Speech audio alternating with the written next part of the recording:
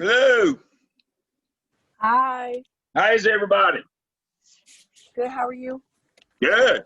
I think I'm 2 minutes late. I'm just as I got ready to get started, everything crashed. I don't know what's happened. Let me make sure we can get back in Blackboard. That's the way it happens to us. Yeah, it always happens. Sitting here working and all of a sudden it decides to go wonky on you. But no, it looks like we're good. Hope everybody's doing well. We'll you open up a couple of things. So, stop share. Have we got started on our groups for our case studies yet?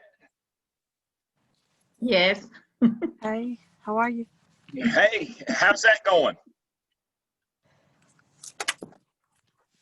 I think our group made a lot of progress this weekend. Good. It takes a while to do the first one. There's a lot of pieces in that one and figuring out what to do. Just as a reminder, make sure that you read your chapters that correspond to those in your law book. Always make sure you review North Carolina General Statute 115C 288, duties, responsibilities of the principal, and look at your 4 ethical paradigms. So make sure that you do that and have that in your presentation, that you address each of those. One of the things that I often get in case studies is I don't have enough information to make my decision. Well, that's not true. You have to make the decision on the information that you have. And one of the things that we always ask you to assume is that that you're working in your district, and so if there's something missing, your district has a policy or a law or on it. So make sure that you do that. That's the only thing. So if there's no questions on the case study, we want to talk about special populations tonight. Now, I expect more input tonight. Some of you actually work in those areas, but all of you should have a greater knowledge of that than anything else that we've covered so far. So when we talk about special populations programs, people ask me, Dale, what do you mean? Well, it's real simple. Your federal programs. Those are the special population programs. And so, special populations, the ones that we most commonly talk about are EC 504, Title I, limited English proficiency, academically gifted, and career and technical education. Those are your 5 main special population programs. And so I'm going to start with the easiest and work through the hardest tonight. Do any of you work in CTE programs, career and technical education? I don't think we have anybody that works in CTE, so I'll be our CTE expert tonight. But I'm going to call on each of you when we get to each of the individual ones, and you're going to be the expert tonight. So, career and technical education. In the mid-1800s, in the United States, the John Morrill Land Grant Act was passed. And does anybody know what that set up in our country? The Land Grant Act. Somebody, anybody? Land grant colleges. What is a land grant college? Which North Carolina? What was the first land grant in North Carolina, and the biggest, oldest, most prestigious in North Carolina? That would be NC State University. Chapel Hill was the first public university, but it is what kind of college? It's a liberal arts college. What's the difference between a land grant college and a liberal arts college? Land grant college traditionally for the trades, military science, ROTC, engineering, agriculture, those kinds of things. They are for people who are going to get a job.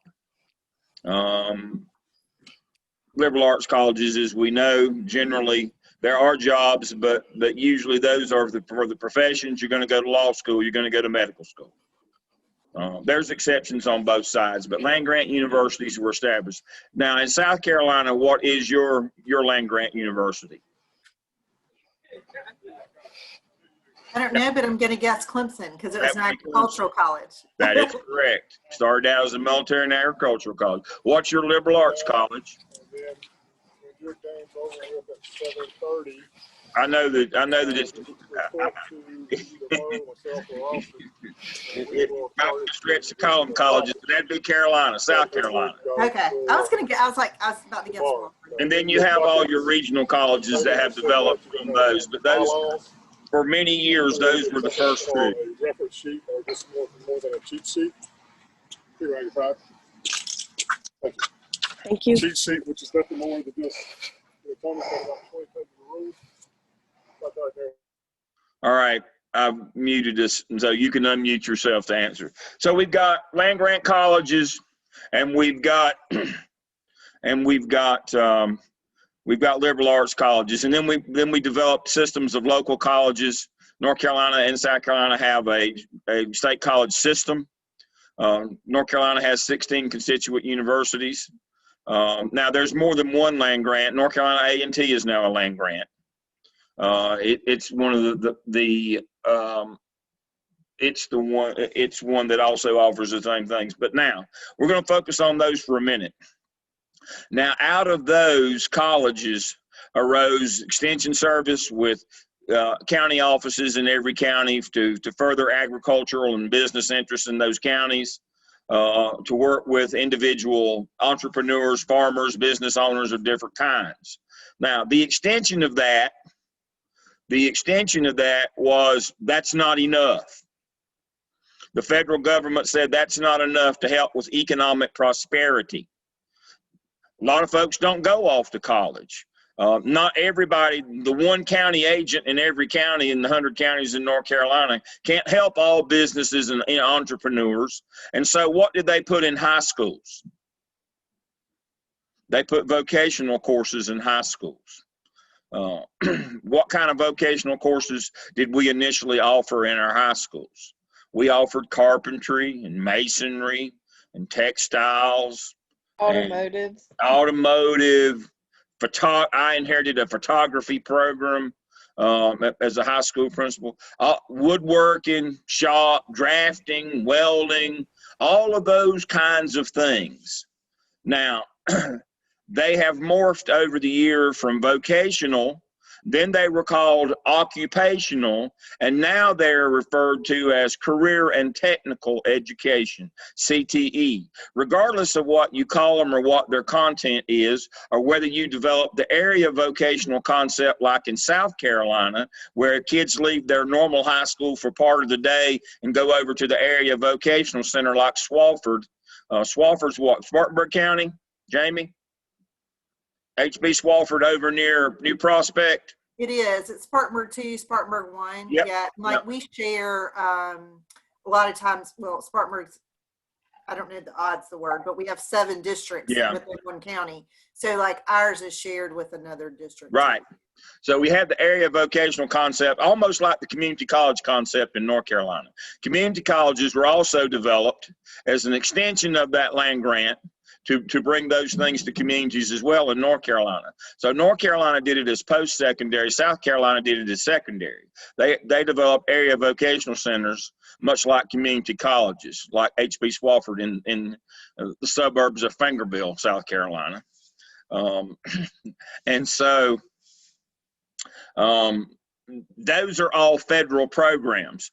Early colleges, and they've now morphed into early colleges that you see. Some of them are on the campuses of community colleges. That's where the lines start getting blurred. From federal programs to state programs, the community college system is an extension of federal vocation programs, but funded by state funds and they're joint ventures. And so are area vocational centers.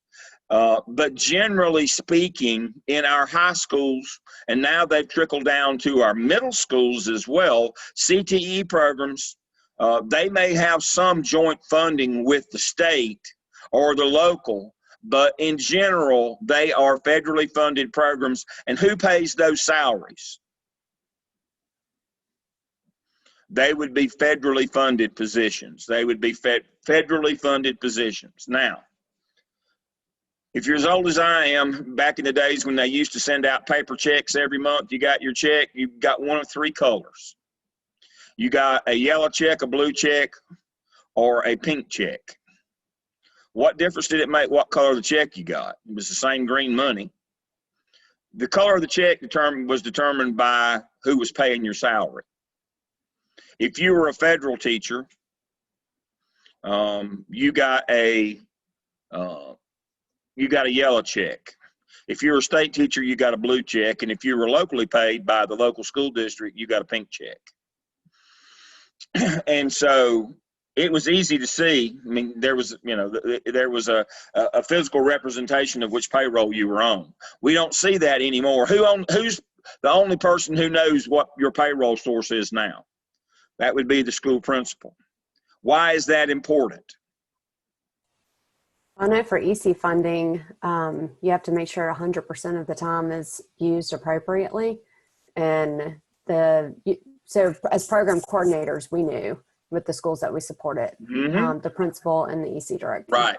People above the principal's level. That is correct. The principal and people above the level, they've got to know who's being federally paid, because what they can do and how they can do it and what the duties you can assign them.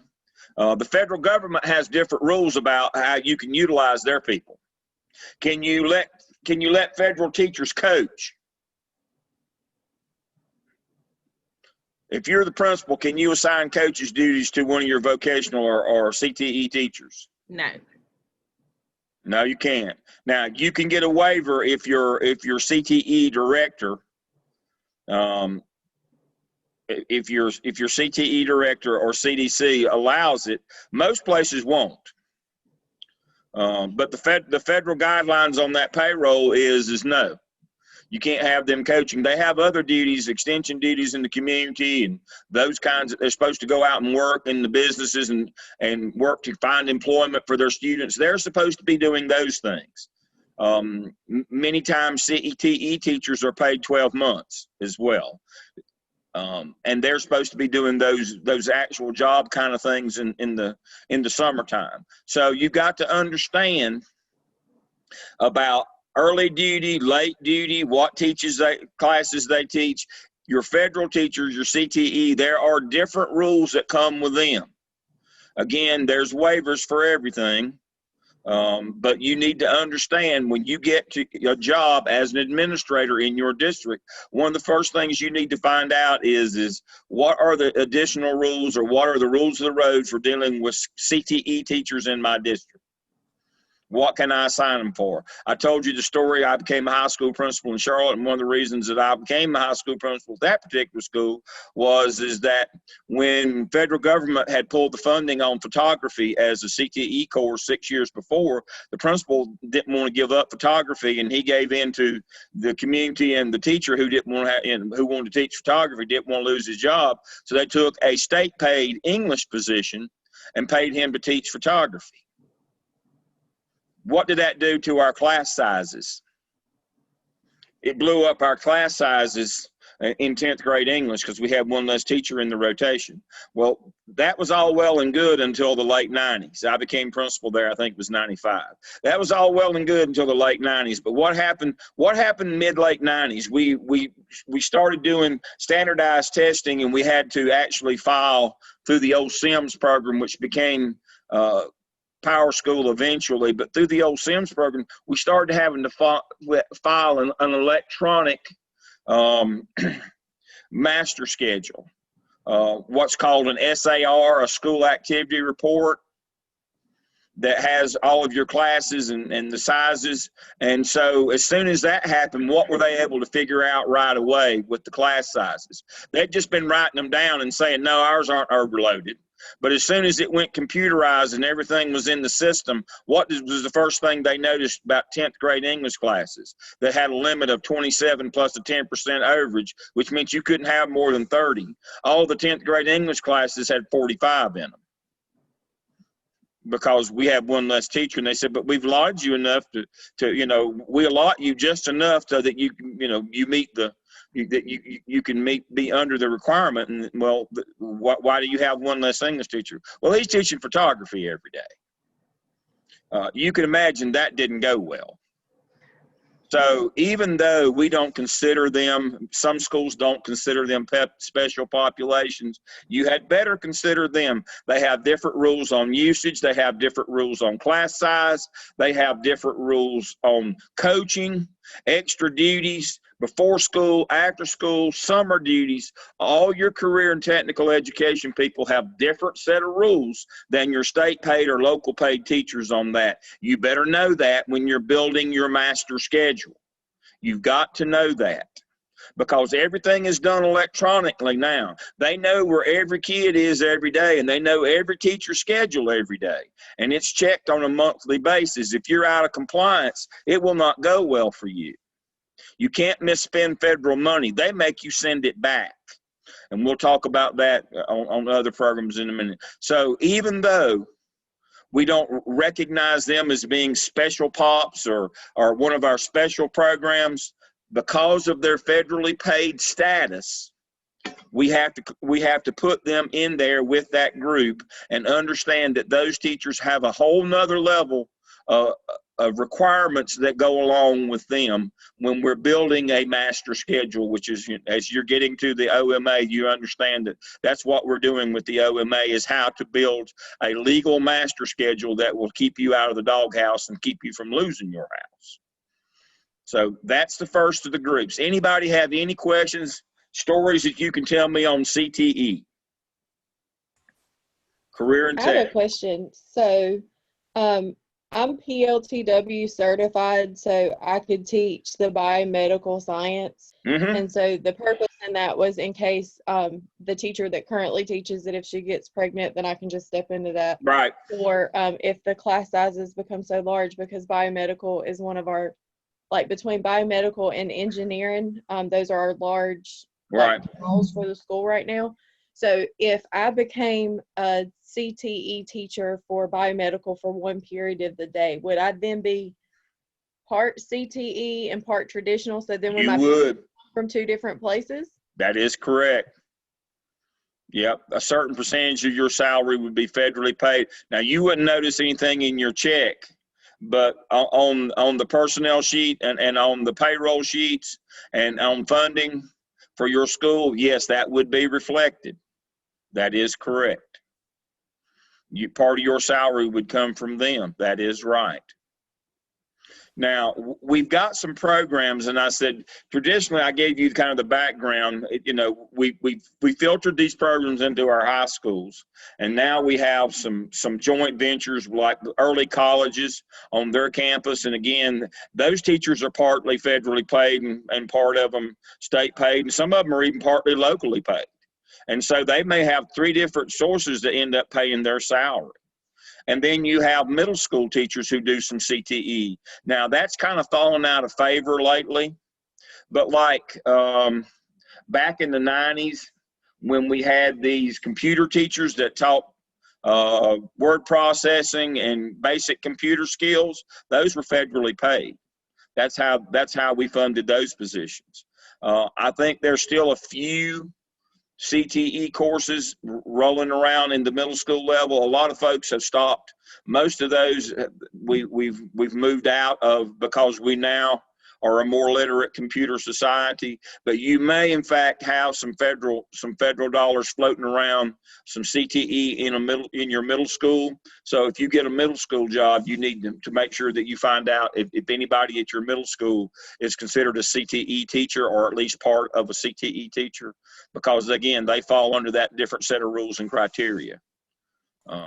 So Dr. Lamb, I find it really interesting in the world of COVID, as some schools are going back and our school, some schools in Guilford are not, the classrooms are not large enough. And so we're going to have overflow rooms. Yeah. And so we were told the other day that EC teachers could possibly, and AG teachers could possibly be the monitor for overflow rooms. I'm like, no, you can't. We serve. No, exactly. They're sticking to it. It'll be really interesting. It will be an interesting when the federal government sends them the bill. Yeah, because they have to sign off. So yeah, they have to sign off. But that's a perfect example, Lisa. Thank you. That's a perfect example of what we're talking about. On one of the reopening committees for our school, and our principal says, I know we've got a lot of teachers going out on leave, and if you're teaching from home and you're on leave, like apparently that's, I'm not sure anybody's actually gotten approved for that, but she said the problem's going to be, I don't have anyone to, someone's still going to have to supervise your kids, and I don't have anyone, and they're not providing subs from the district funding. So she said, I'm not sure how we're going to actually make that happen. And she said, I know I can't pull EC teachers and TAs. And I was like, no, you can't. No. And she's like, I know. I see Dr. Laws has joined us tonight. I hope you're doing well. And so what Lisa is referring to is something that we also got into back in the late 90s, early 2000s with school accountability. We had these notions that we would take our non-core academic teachers and we would use them to provide support, like PE teachers or other teachers that didn't have core academic classes, and we'd find a way for them to support our core academic classes to try to improve our test scores. Well, that didn't last but a minute. That fell through. You can't, if somebody else is paying their salary, you just can't conscript them to be a part of your plan.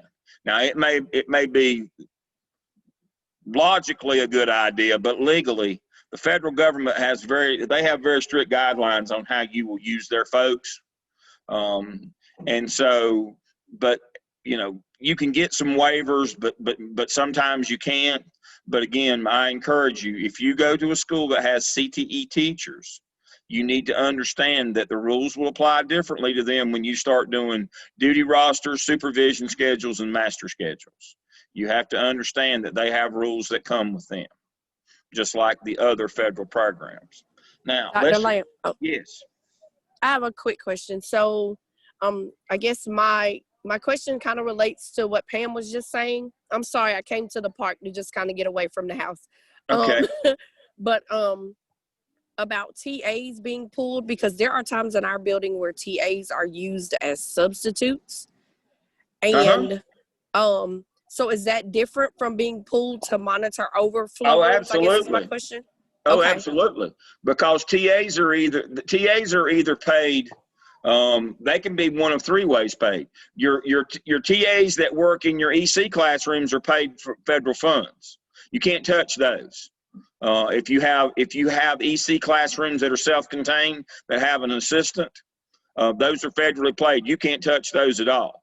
Now, other TAs that are in other classrooms are either state paid or locally paid, or more likely nowadays, like I'll use Rutherford County as an example, all of their TAs are paid, are part-time on the state payroll, and they give them an additional duty to give them enough time, like bus driver or lunchroom or custodial, and they pay that part of their salary with local funds to give them enough to be full-time and get their benefits.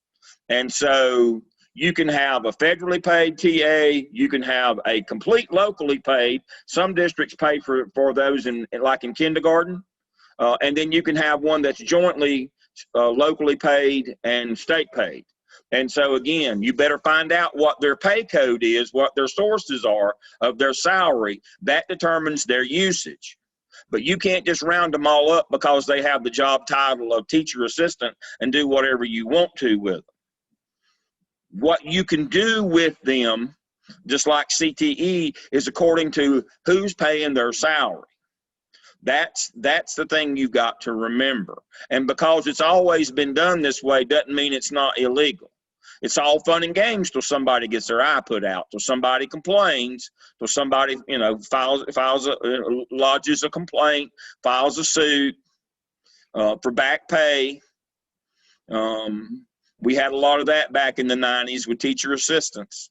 They had been forced to work overtime without compensation. They were on 37.5-hour-a-week contracts, but they were working more than that. And they won that suit, and so we had to go back and compensate them.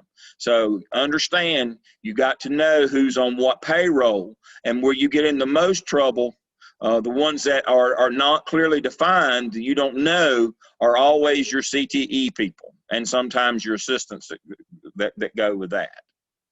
Okay? Questions about that? I can't give you a definitive answer for every person because I'd have to see all their pay codes. But you need to know what their pay codes are when you get to be an administrator. That will determine your usage. Now, let's talk about Title I. What is Title I? Who's got a Title I school? Jamie? Tiffany? All right, tell me how Title I works. Alicia? Well, I know that our Title I funding goes to our elementary and our primary schools, that the high school doesn't actually get that funding. Okay. And that's federal money that comes under one of the titles from 1966, ESA, and the federal titles that came in during that time and was reaffirmed in 72 with the Robinson case. That's on our list of cases. And so we got titles 1 through 9. The one that's most relevant to us is Title I because it provides funding. What does it provide funding for? Somebody, anybody? Does it fund music teachers? Kevin, you're in that part of the world. No music. No, not music. Not CTE. So it's science teacher. At risk. Yep, at risk. And what two subjects? Math and English. Math and reading. Math and reading. That's it. And it can't what's the word? Supplant, right? So the salary, you can't take a teacher salary that you're already paying and pay it here, and it's like you can't take away. Exactly right. You can't rob Peter to pay Paul.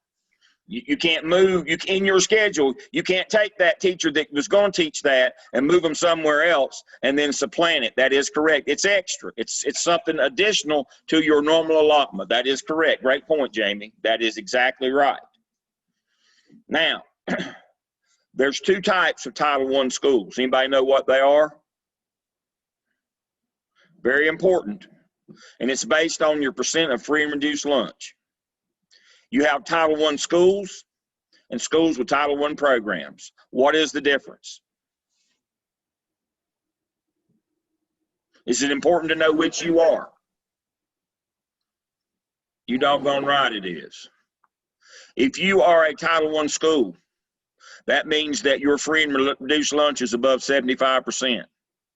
Every kid in the building can share in those resources, the money that comes, the teachers, the money that they have for parent meetings, all those things. It can be used collectively across your school. That's if you are above 75% free and reduced lunch as an entire school.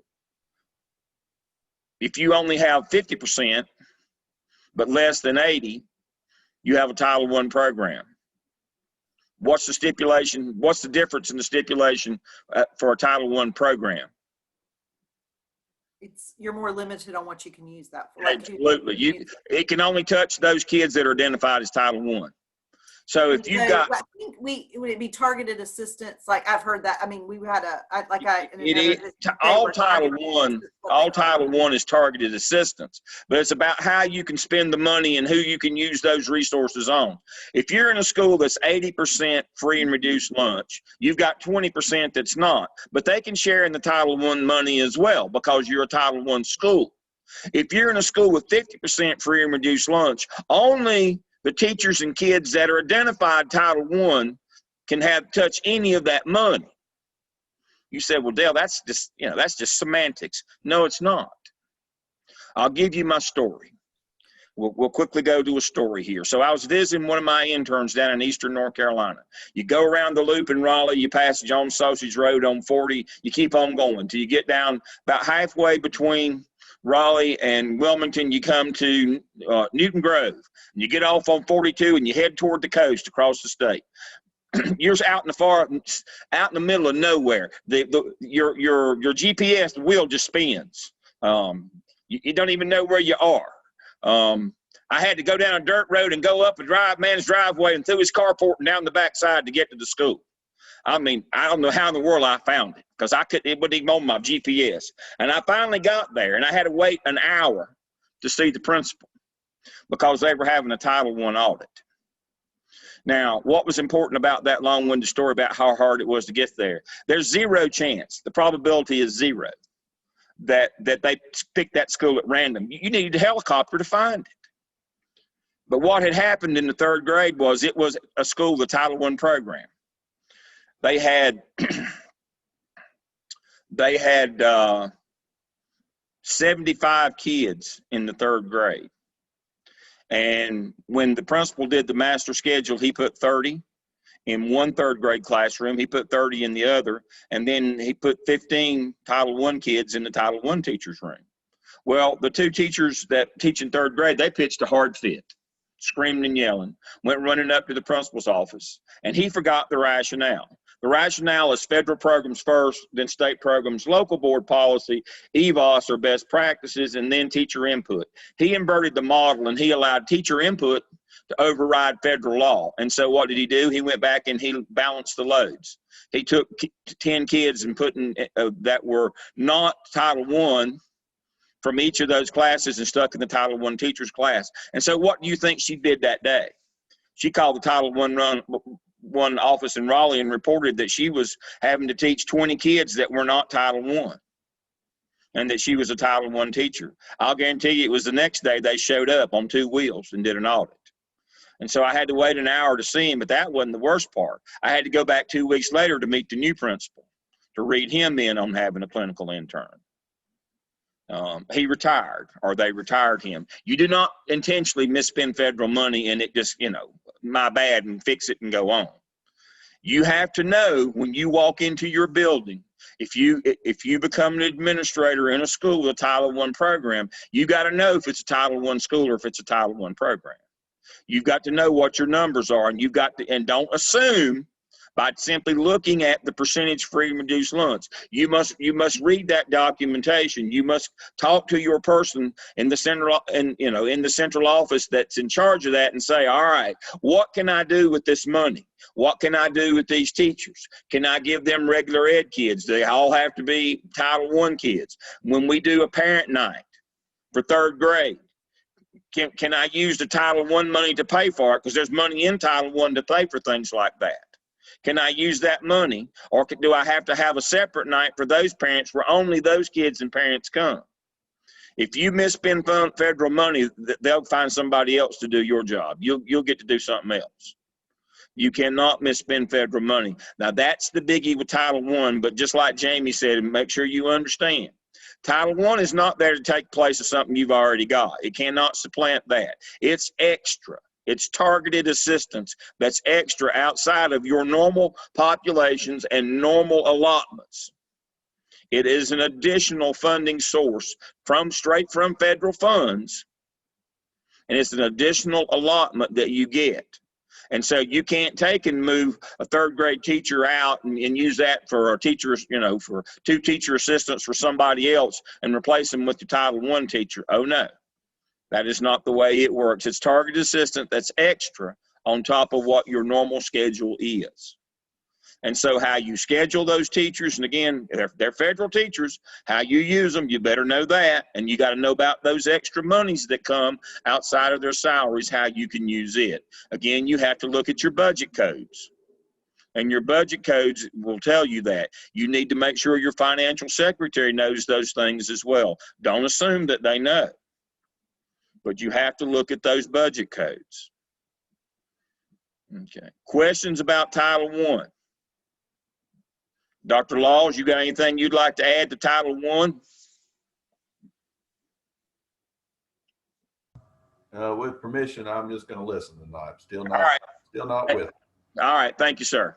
Thanks. All right. So we've covered CTE and Title I. And so now we're going to move to the next one in our list.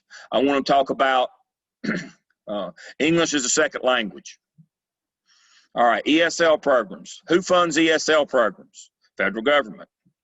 Whether we call them ESL or ELL or whatever you call them at in your school or your district, those are programs for non-English as first language speaking students. They are federally funded. Now, my question to you is this: Can the local add any money to that?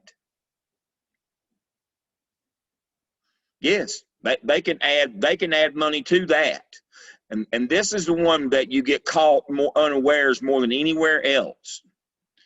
For whatever reason, most of us assume if we have an ELL or ESL program, we just assume that it's all federal. It may or may not be. There may be some local money in that, but again, there's usually.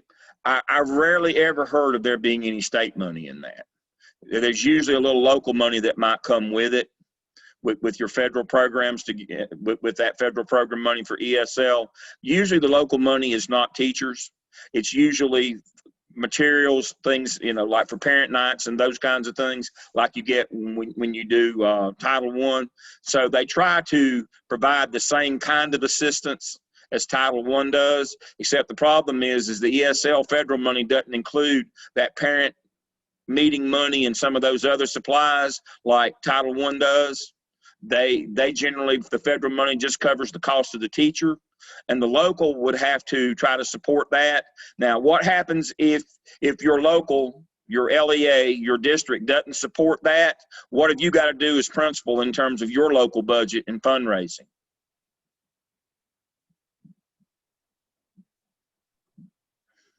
Find some money. You got to find some money. If you want to do the same things that you're required to do in ESL as you do in Title I, you've got to find some money in your local budget. Now, when I was in Charlotte, I had a big ESL department, and our district spent a lot of money. I didn't have to worry about that. When I was in Burke County as a principal there, I had to find money every year to fund that 1 year parent meeting that we did with those parents every year. It wasn't $1 million. But, if you want to have cookies or drinks or refreshments or something like that, or if you got to make copies or things of that nature, you got to come up with that money. Don't assume that somebody's going to send you a check to do that. You got to find that out. Because generally all the federal government pays for on ESL programs is the actual teachers. They do not send any money to go along with that. That's either local at the district level or local at the school level that you have to come up with those funds. But you better ask. You better not assume. I thought I'd gone to heaven when I got to Charlotte, having worked in Burke County, and I didn't have to get out and raise money for the ESL program. I got there and I saw the size of our ESL program. I thought, I'm going to spend every minute of every day fundraising, trying to find money to do all the things I need to do with them. Then I found out, no, the district gives you that money here. They did not do that in Burke County. Randall Brackett, his famous line on that was, sue us. We're not giving you any money. He was the finance director in the county. And so people weren't likely to sue back in those days in Burke County. They probably would now. But in Charlotte, they'd sue you in a minute. We stayed in court. So that was the difference. That is also targeted support. You can't take it from somewhere else and slide those teachers in. It's just like Title I. It falls under that same targeted support rule.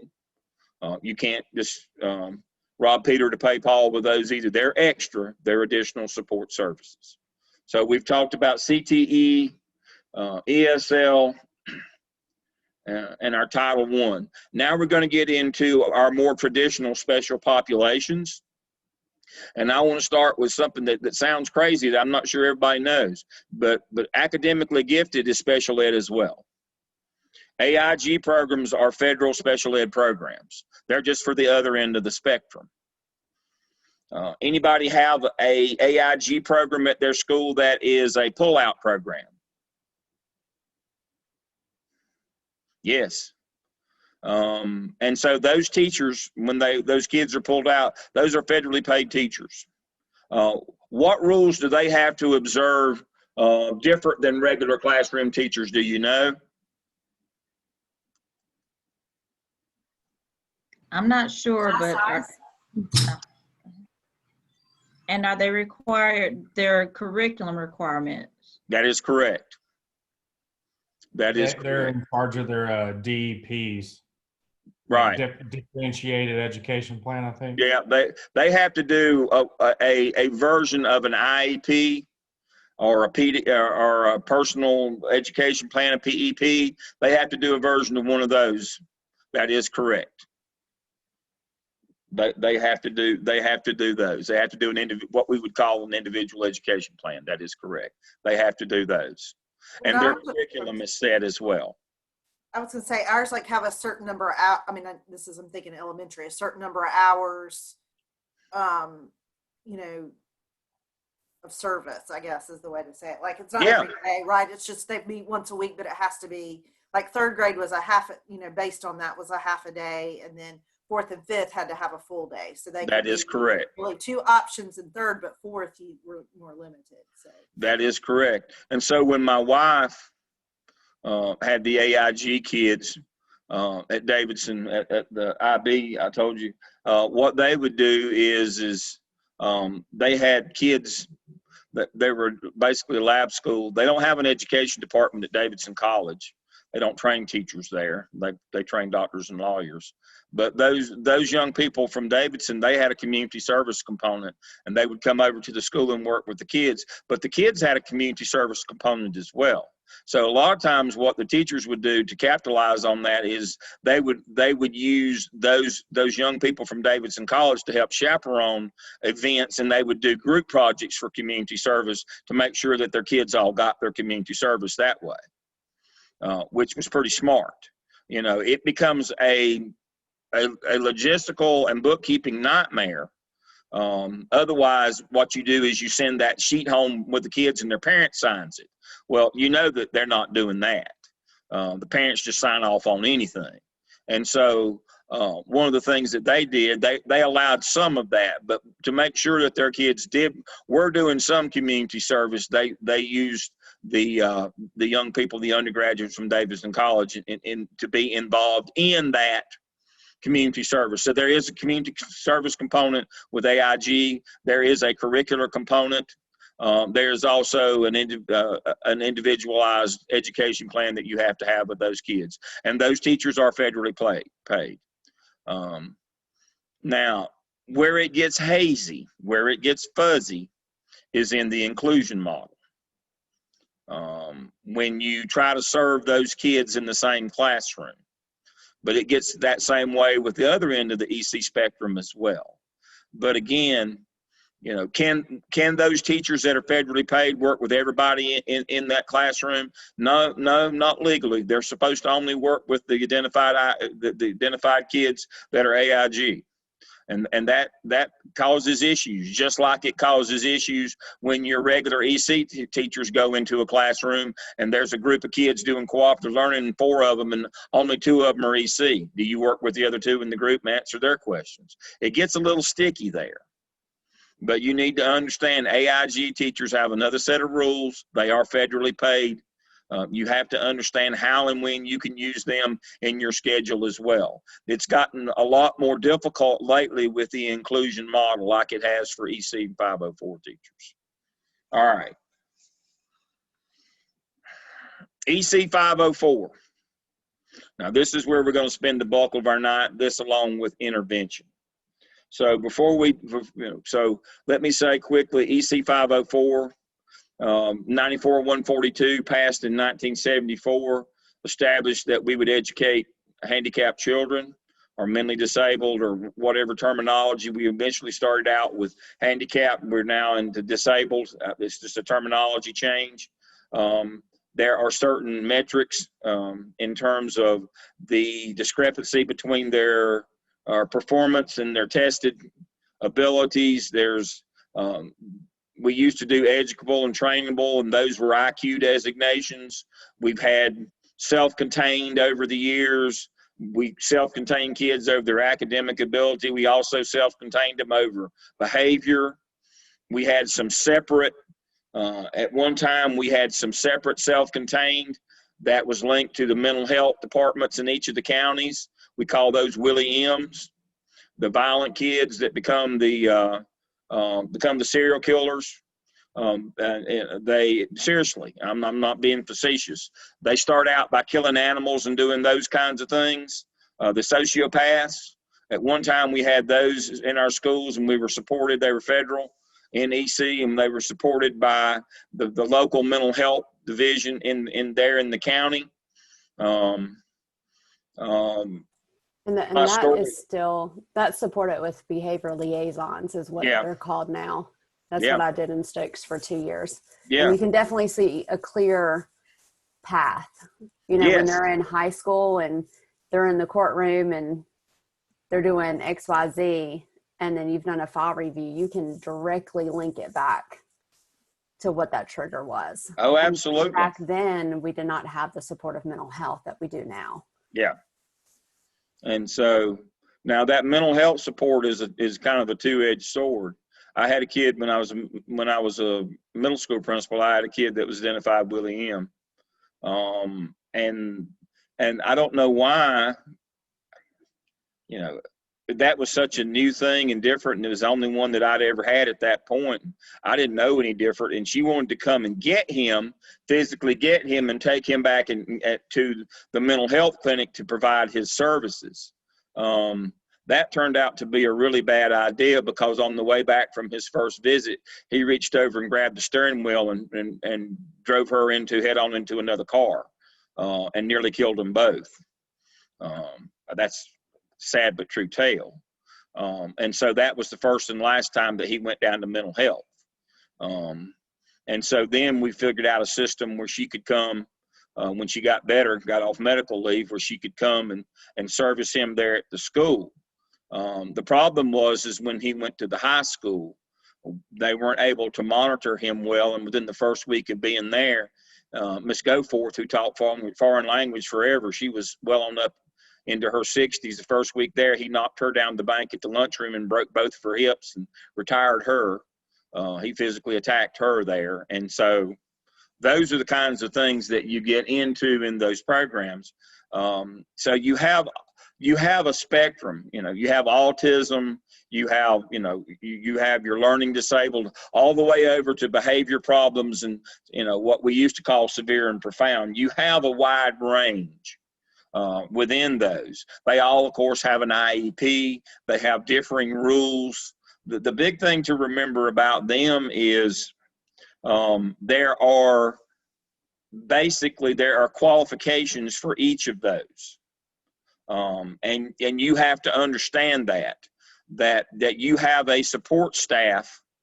You have an EC chair. You may have a CT compliance technician that works this school and a series of schools for the paperwork. But in the end, you need to be aware of what's going on with the kids in your building.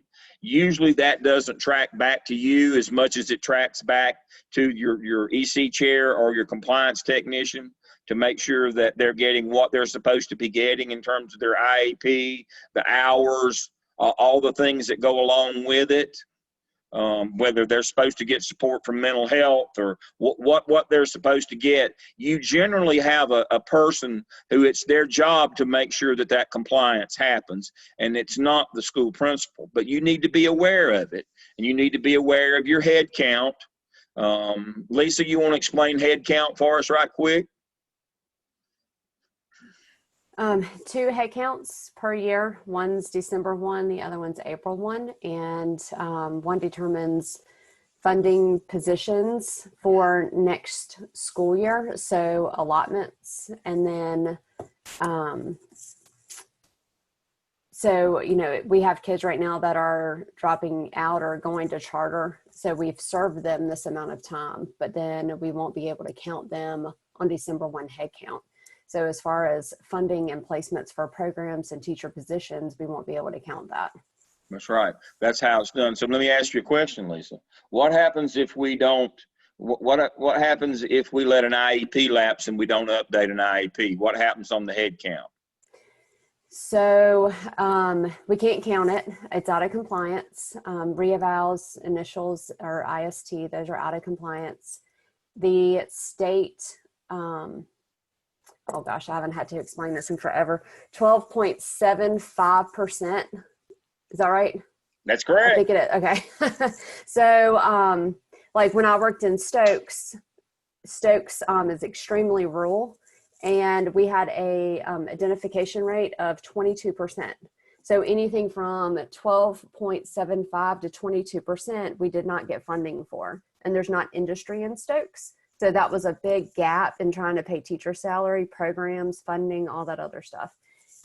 Guilford's much larger, and we can make up that difference, but we always try to keep it right at 12.75% of your population identified. That you identify.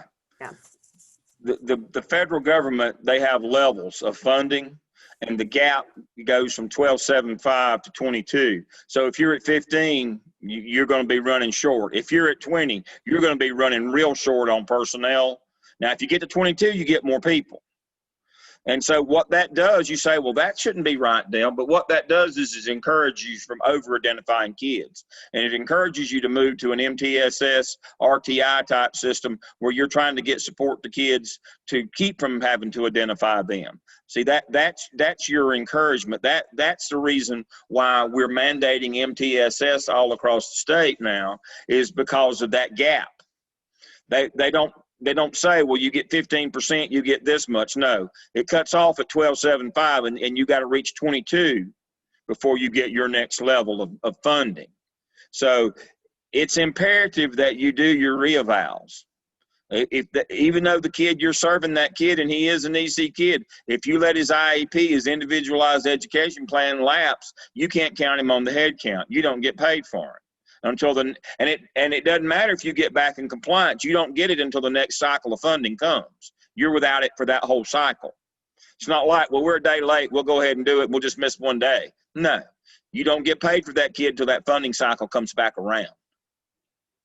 So it's imperative that A, you don't over-identify kids, and B, that you keep them up to date and you don't let them lapse in any way. Now, Lisa, you're more the expert than I am since you've worked in this more recently. You can let their IEP relapse. I know that they also, some kids, if there's been a manifestation of termination done on them, they have a behavior intervention plan. If you let those lapse, you still have to take them off the head count, right? We did in Charlotte. Yes, because it's attached to the IEP, and if the MDR or the BIP is not up to date, then the IEP is not up to date. That is correct. So what we had a problem with in Charlotte, Mecklenburg, in a large district, was they would be pretty hawkish and be watching those IEPs. But what they weren't doing as much is understanding or realizing or keeping up with those behavior intervention plans. And what hurt us on that was we had positions called BMTs. You've heard of those, behavior modification technicians. Those people are hired to work with those kids who have behavior intervention plans. You hire BMTs to work with them individually. Sometimes they're even one-on-ones. Well, what happens if you update an IEP? You still get you say, well, I've updated the IEP. Not only do you not get your money for the teacher, if you don't, they're out of compliance if their behavior intervention plan, their BIP, if it's out of compliance, not only do you not get money for your teacher, you don't get money for your BMTs, your behavior mod technicians as well. So it's not just the IEP. If they've got additional plans on top of the IEP, those have to be kept up to date as well. Those cannot lapse and become out of compliance. And it's all about funding. It's about paying your people.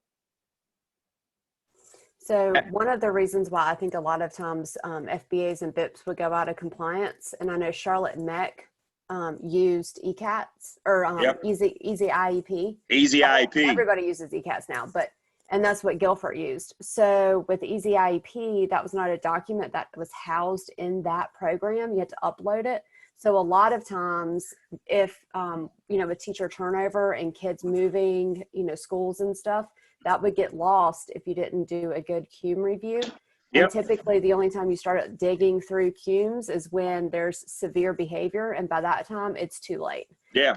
And then if you've suspended them, a lot of times you didn't know that they even were one EC or two had a BIP. So then you get into all that legal mess, so to say. But it really does help now with ECATs that you can upload external documents and that information can be housed in there instead of having to go and get a CUME. And we all know that CUMEs take forever going through the mail, and kids move so fast. Mm-hmm. Yeah, we use courier and snail mail for them. Right. Yeah. They are not transmitted electronically. They're in a big thick manila folder. And so yes, that is a problem. Well, being in CMS during the time, the problem started out with EasyIEP was a third-party software vendor, and it hadn't been adopted statewide, and we were just using it. But as Lisa just pointed out, we hadn't figured out a way to integrate it into the other. And so if somebody didn't know to go and look, that's how we got out of compliance on those on a regular basis. Now, the only time that we knew to look a lot of times is the kid would do something heinous at school. We'd put them up for a long-term suspension or exclusion and have to do the DEC 5 manifestation determination, functional behavior assessment, psychological reval. We'd have to go through that and then be like, this kid's got a behavior intervention plan. He's been an angry young man the whole time. Have we been keeping up with his plan? Well, no. Well, then you can't long-term suspend him or exclude him. And oh, by the way, it's out of compliance and we got to take him off the head count. The hits just keep on coming. Not only can we not get any relief, it's like I told a parent one time when she said to me, suspension won't be good for my child. I said, I didn't claim it. I never told you it was. It's good for the rest of us. We need some relief. And so not only do you don't get any relief, you don't get that long-term suspension, you don't get that placement in an alternative program, you don't get that, you got to take him off the head count as well, because his BIP his BIP is out of date, or it's not been served. You've not met the criteria in it. And boy, that's a double whammy. Try explaining that to your teachers as a principal. You talking about mad. Now that'll make a bunch mad. And so again, I'll go ahead and say this. You have people that are being paid to make sure that all this compliance happens. But in the end, when they don't get their check or they don't get any relief from a kid that's tearing their room up, guess who they come and see? They come and see you. So you better follow behind your EC chair. You better have a good relationship with them. If you're in one of the bigger districts that have compliance technicians, like in Charlotte Meck and Guilford, you have a compliance technician that might work 4 or 5 schools that are responsible to review all the paperwork constantly and do all those things. And they will physically in Charlotte transport documents for you and do those kinds of things. You better have a relationship. You better know their name. You better know what they're doing, because when it goes bad, those people won't be there when it goes bad. When you've got a kid that, has disrupted this teacher's room and has done some heinous thing, and you can't get any kind of relief on that kid because you didn't know that kid had a BIP, that's not going to go well. Well, I think it's really important to know, that North Carolina only honors 2 tracks of teachers in EC, the general and adapted, because right now we have a mixture of kids that are not performing on grade level and they're put in a separate classroom and they have to be identified on that adapted track and taught by a teacher that has an adapted license. Right. When I was hired as a program coordinator, I worked with schools that had these mixtures in these AU classrooms. There's not an AU license. So it's either they're adapted or they're general. Right. And so when you start looking at funding and paying and parent perceptions of where their child needs to be, It's getting that's where service. it can really, really get sticky.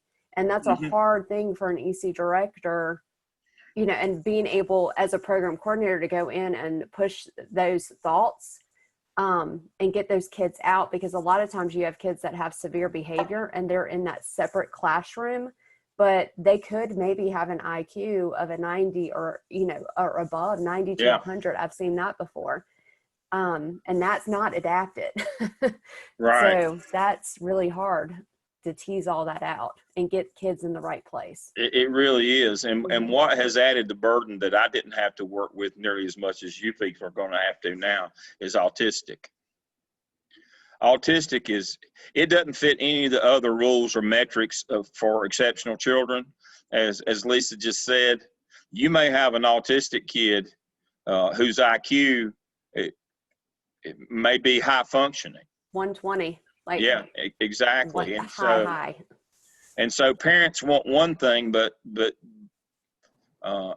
have different expectations than you have. That we have that problem on the upper end. Now, here's my soapbox, and it's, you know, it's worth what you paid for it, which is nothing. My soapbox is on the other end, and this is what I dealt with. I want to say this before we go any further. Ernie Els is a golfer from South Africa. He's 50 years old, will be 51 this year. He won the U.S. Open a couple times when he was just barely out of his teens. He was looking like he was going to be, you know, Tiger Woods before Tiger Woods. He was going to be the next Jack Nicklaus, and all of a sudden, in his mid-20s, he fell off the map. He had a lot of all of a sudden he just wasn't the player that he was before. He had a child. He got married and had a child. Back in my day, we would have called that child severe and profound. He actually moved back to Europe, you know, kind of, you know, embarrassed, shamed. But he has done more than any other human in the world for autism. He's raised more money for Autism Speaks. But his child is autistic. But his child is very low functioning. He's not even verbal. But we classify him the same as the child with the 120 IQ. That's the problem with autism. And that's, as Lisa said, that's the problem that we're in now, is that these kids don't fit our normal metrics. And parents have different expectations. We have certification issues with teachers because these kids don't fit the mold. You got everything from Ben Els, Ernie's son, who is completely nonverbal. It's hard to, you know, I don't even know his IQ is extremely low. You got everything from that to kids that are super high functioning that are classified the same way. And we can't put them in the same classroom. And we don't get enough funding to have one for everybody. You can't have a teacher for everybody's kid, a one-on-one in public school.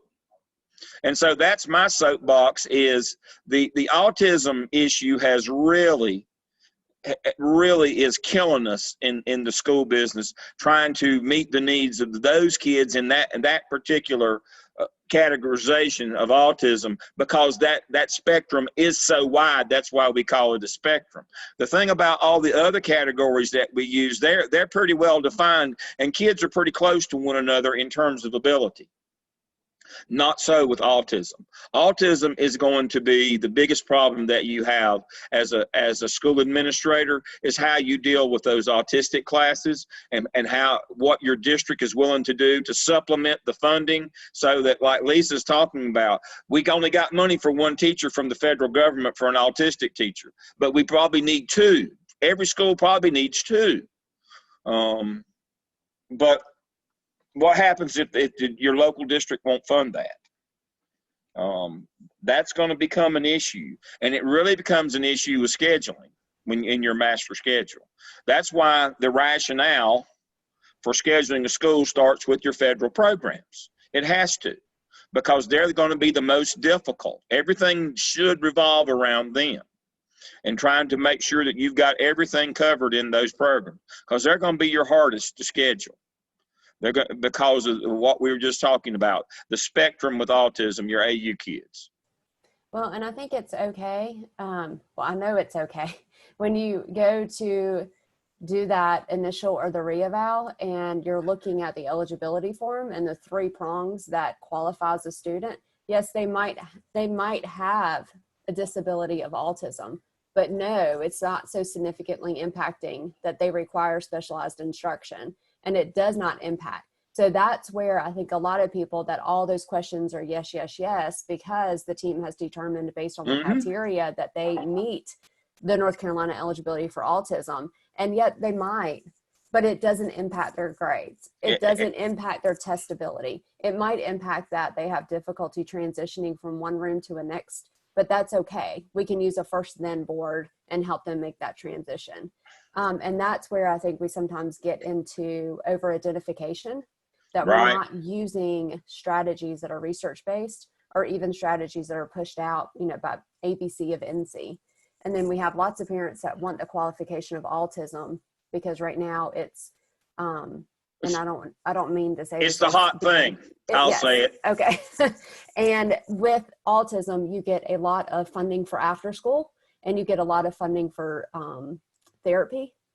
And there's a lot of things that come with that classification. And it's a hot topic right now. And it's more importantly, there's not the stigma attached to autism that is being mentally disabled or mentally handicapped in the old days. Yeah, or ED. It's a much less socially acceptable term. Now, I'm gonna say this again: federal law, state law, local board policy, best practices like EVOS, and then teacher input. You notice in my 5 rationale, not one of them is not what mama wants. And that's why I say it's going to be hard, because those autistic mamas want services for their children that they really don't need. Those high performing ones really don't need. And you have to be the one that says no, because you make the master schedule. And you have to educate your teaching staff as well. Don't identify every kid. If they don't need services, we don't need to identify them. But mama's going to want everything. We're going to talk about that in a minute when we talk about 504 plans. Mama wants everything. But we can't schedule a school for mama. Mama is not one of the 5 rationales. We don't have enough money to satisfy mama. Now, unfortunately, you as the principal have to be the one to bear bad news. And mama's not going to be happy. She's going to blow up social media. She's going to go all Karen on you just immediately. You know that. She's going to wear you out. But that's what they pay you for. You just don't get enough money to give everybody everything they want when it comes to federal programs. It just doesn't work that way. In a perfect world, it would, but it doesn't.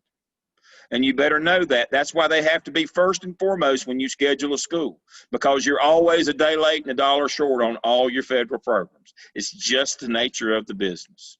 I've never been anywhere where I got enough to do what I needed to be done. And one of the things you have to do is throw the brakes on the placement. And so, I see MTSS, multi-tier system of support, the 90 before the 90.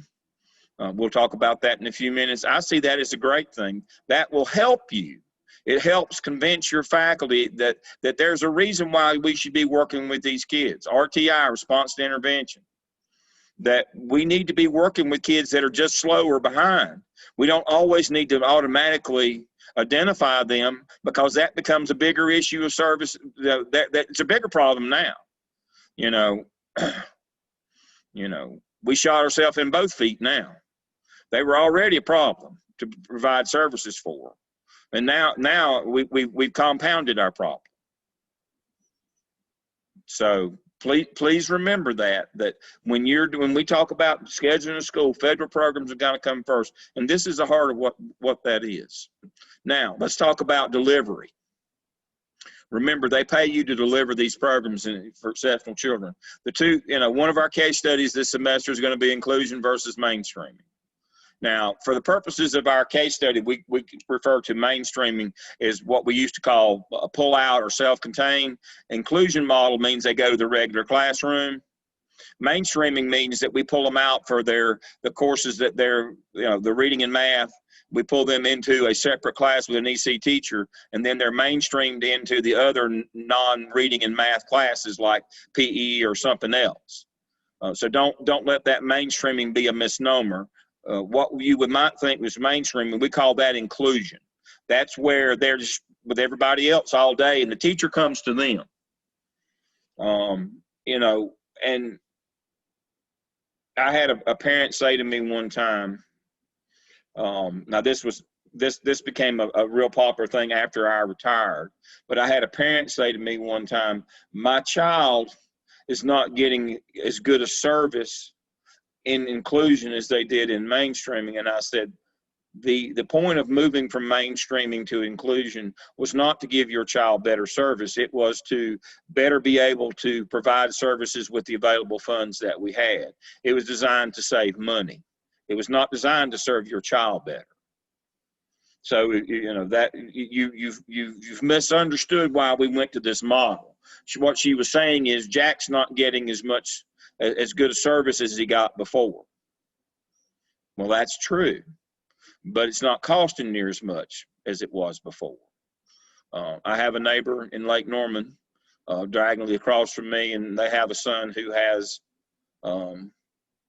it's ironical. If you're from the Charlotte area, that you saw bumper stickers back 20-25 years ago, Jack's Rabbits. Jack was a kid that had a syndrome. It's similar to Downs, but it's not exactly the same. Well, I have a neighbor who has a son. He's college age now. He has that same syndrome. And initially when he started out, they had a self-contained program over at Long Creek, and his mom drove him over there every day. And then when he went through that a couple of years, they moved him back to Cornelius, and he was in a mainstream where he was pulled out for reading and math, but he went to his regular classes. But then they moved to the inclusion program, and he just went to class with everybody else. And the gains that he had made and how well he was doing, they dissipated very quickly. And she came to me and said, what am I going to do? Jack's not being served nearly as well in this program. Do they know this? They do know that. Well, why they do it? It saves money. Now,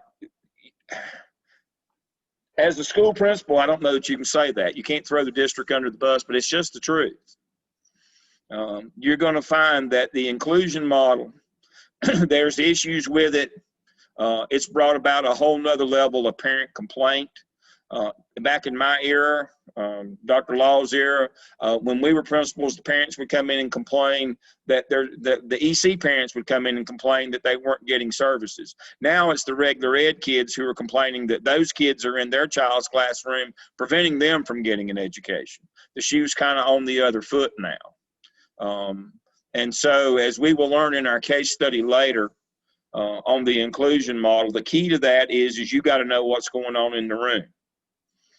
You've got to monitor that. You've got to staff development your staff. You can't just let the regular ed kids teach the EC kids. That's a no-no. That's not a best practice. You can do some cooperative learning, but that's not a best practice. And so you've got to know that. You've got to know that that model was never designed to better serve kids.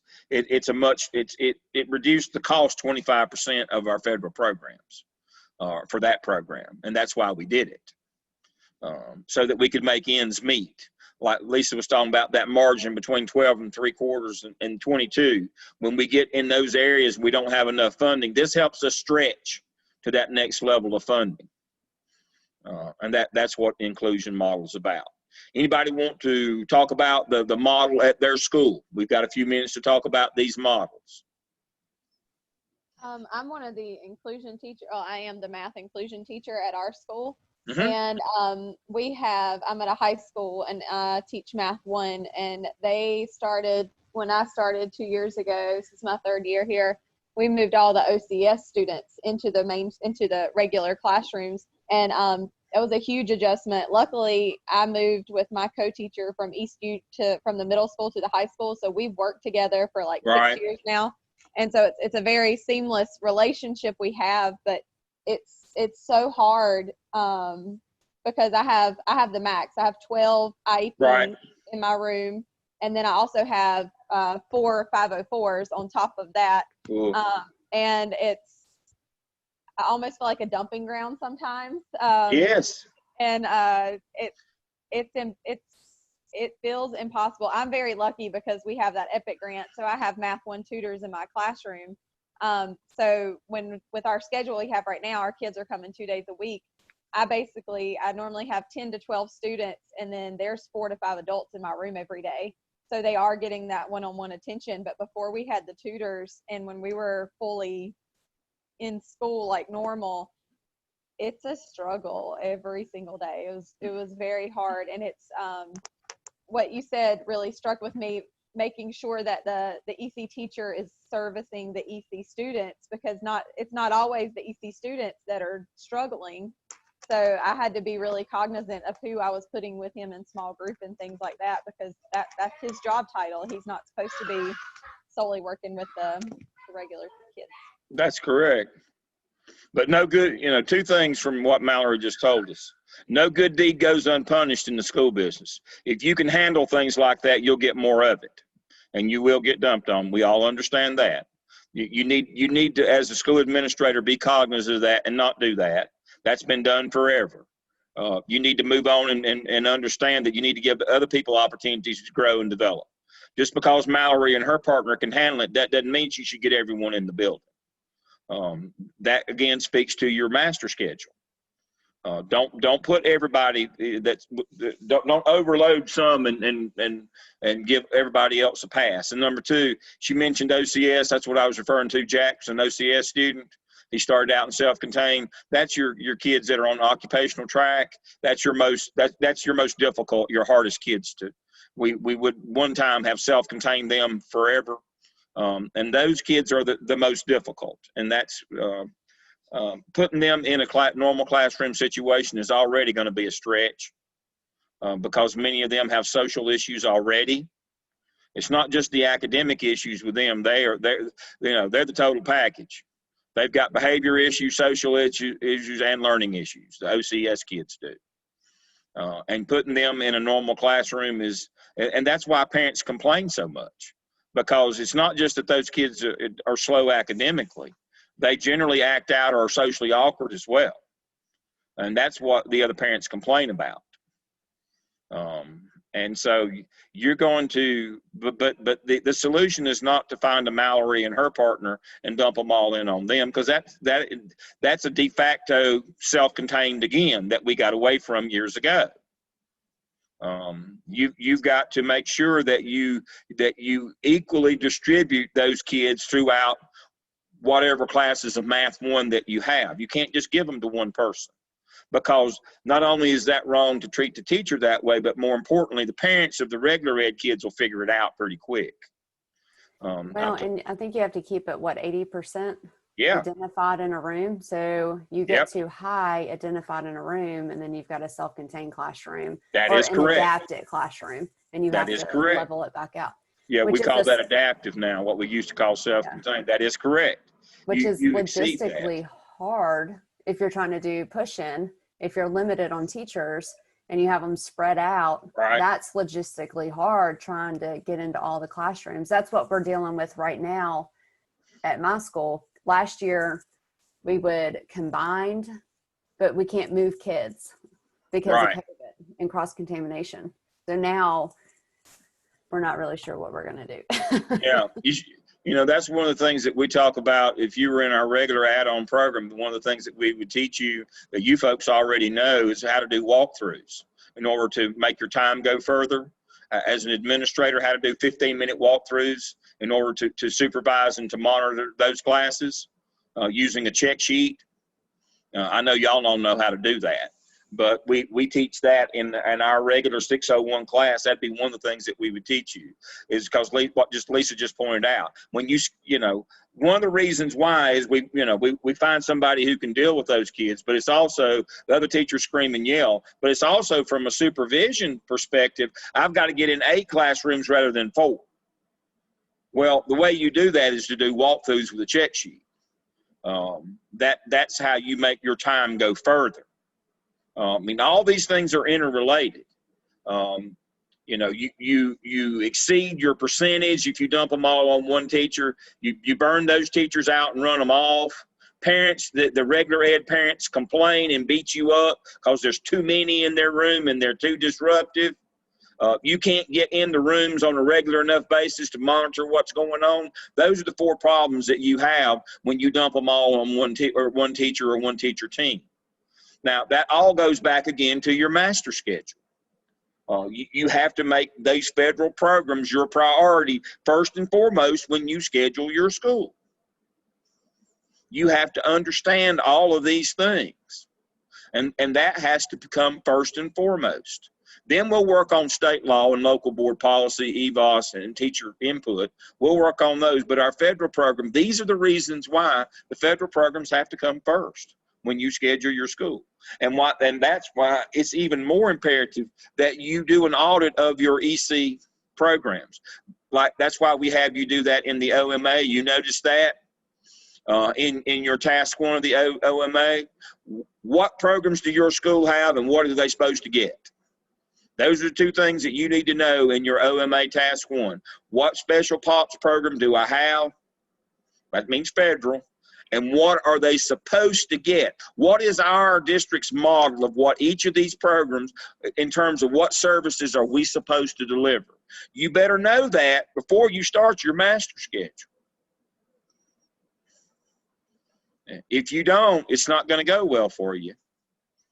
And I tell people all the time, the worst thing you can do when you make a bad master schedule is start monkeying with it, because the half that was happy and will now be mad. So now everybody's mad at you. If you got a bad master schedule, it's because you had a bad process that developed that schedule. You didn't start with your federal programs first. You didn't look at your local board policies. You didn't look at your school improvement plan in terms of what your initiative was, and then you didn't put your budget behind that triangle that we talk about. The school improvement plan, our entire impetus for our school, academic achievement, that school improvement plan is supported by the master schedule and the budget. They are the base that supports the top of that pyramid, is the master schedule and the budget. We got to get the master schedule right, and then our budget has to support those initiatives. But if we don't get that master schedule right, starting with federal programs, it just goes downhill. We can never catch up to that. We can't run fast enough to overcome that. And so you need to know what programs you have. I've got an exceptional children program. Well, what exceptionalities do you offer? What's the format? Are we doing mainstreaming? Are we doing inclusion? What are we doing? Some kind of old pull out? What are we doing? What is our delivery model? How does this work? And don't be afraid to ask questions. When you get your AP job and you're not the principal yet, that's the perfect time to ask these questions. How does this work? You don't have to walk in like you know everything. Ask, how does this work? What do we got? How does it work? Where's the money coming from? What funding sources? How can we use this money? What percentage of this? Ask all of those questions. The sad part of this, or that's not the sad part, but the part that's kind of aggravating, is every district is different. Just because you know how it works in one district doesn't mean you'll know how it works in another. Or the same thing for schools. It's all individualized. You've got to go in and you've got to figure out what everybody's got. There are certain metrics that everybody has to meet, like the percentages identified. But everybody does it a little bit differently. You've got different programs at different schools. Different districts do things differently. You better ask. If you don't know, ask. I think some of the best conversations I've ever had with principals when I support at multiple schools Sternberger Elementary School. The principal, she's still there. She's been there for years. Amazing. She would call me, hey, can you come over? You want to have some coffee and chat? Sure. And I knew exactly what that meant. She had a question about the EC department, something. And at that school, they had a ton of students identified autism. They had autism TAs. She had 2 pre-Ks. She had a Title I pre-K. One was like a old More at 4 program. Resource teachers. It was a huge impact at school. And she didn't always agree with what I had to say, but it was one of those like, so what if I did this? What would that be legal? You know, and to be able to have that conversation. And I did not always have that at a lot of schools. A lot of it was, I'm not going to tell Lisa, because if I tell Lisa, she'll tell the EC director. And she'll say no. Right. It shouldn't be that way. It should be that like give and take conversation, and because ultimately you just want to do what's right for the kids in the school. Yeah. The federal programs are not under the old, I'll ask for forgiveness rather than ask for permission. Don't do that. No, don't do that. Don't do that. Do not do that. That will not go well for you. Now, one of the things that Lisa just alluded to that you know, she's too nice to say, but I'll tell you, no good deed goes unpunished. If you do a good job with EC kids, you'll get more of them. People will come. They'll knock your door down. We understand that. We accept that, just like certain schools are good at athletics. And it's amazing how the best football players always show up every year. You know, they self-recruit. You know, the attendance zones become fluid, and all of a sudden, you know, 40 years ago when I was a high school teacher, I was in a county that had 3 high schools, and it was accepted practice that we didn't have a pupil assignment plan. We had attendance boundaries, except that the way it worked was if you were a great basketball player, you went to Central High School. Nobody bothered to check your you know, whether you lived in or out of district or any of that. It was just assumed that if you were a great basketball player, you were going to go there. They won 4 state championships in a 1 6-year stretch. That's just the way it worked. East, they were the football school. If you're a good football player, and then the other school was the baseball school. And we understood that that's the way it worked, that parents would self-select. They'd find a way to live with a relative, rent an apartment. Charlotte, they rented apartments. And, you know, why do you think that Independence High School won 9 state titles in 4AA football in 10 years? Do you think that there was something in the water out in Mint Hill? No, they self-recruited because they had a program that the parents wanted. Guess what happens if you do a good job with exceptional children? They'll show up on your door. Your reward will be you get more of them. Now, that's why I said Lisa's too nice to say that, but I won't.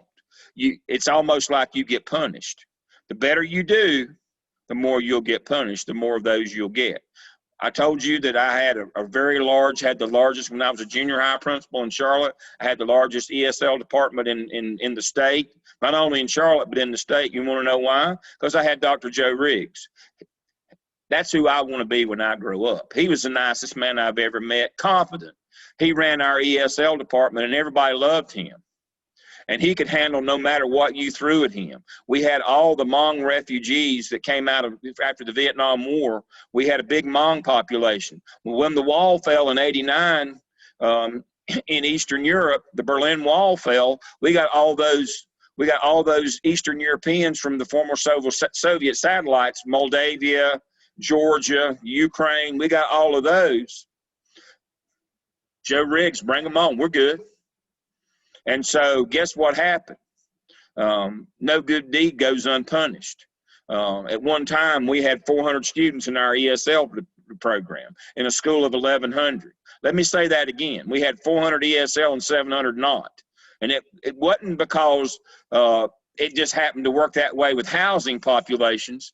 We had the by far, Joe Riggs was a recognized national expert in English as second language. For most places, hadn't even heard of it.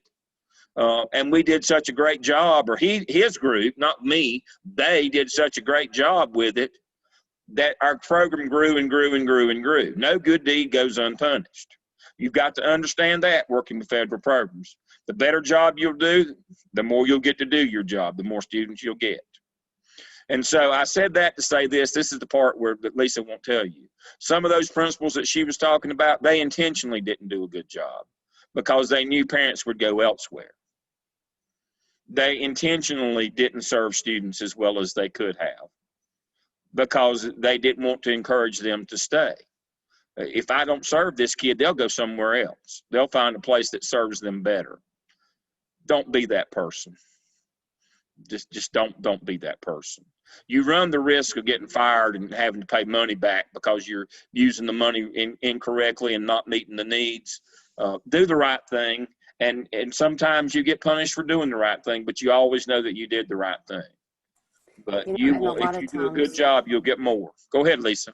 A lot of times, those I've sat through a lot of lawsuits when it was, a denial of services. Right. They thought the student would go somewhere else. It never ends well. Like never. Ever. Never. It never ends well. But yes, we had those. When I was in the central office in Charlotte Meg, I knew I had 4 or 5 schools that you couldn't help them. They just were determined they were not going to have EC kids in their building. And we stayed in court over that. We got sued all the time. We had a regular appointment over Monday in court. $12,000 a pop. That's what we got fined every time. And it didn't matter. We changed administrative, but that was just the culture in that building. That was just the culture in that building is that we weren't going to serve these students. So you got to know what you've got, what your programs are. You got to know what you're supposed to be delivering. You've got to know what effect that has on your master schedule. And you've got to start your master schedule with those federal programs, EC being chief among those. Now, let's shift gears again. What is 504? What is the 504 designation? Somebody, anybody?